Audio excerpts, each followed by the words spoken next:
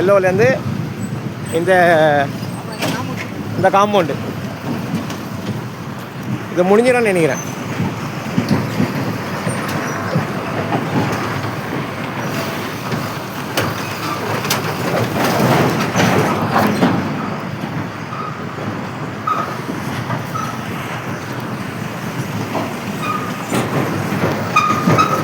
அந்த மஸ்க்குங்கிற கண்டெய்னர் வரைக்கும் நீளம்.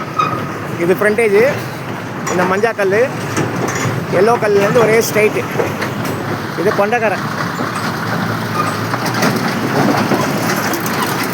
இது அசோக் லைலாண்டு, ஜெர்மன் எக்ஸ்பிரஸ்ஸு, ஈசி சிட்டி எல்லாம் இது உள்ளே தான் இருக்குது. இது அசோக் லைலாண்டு.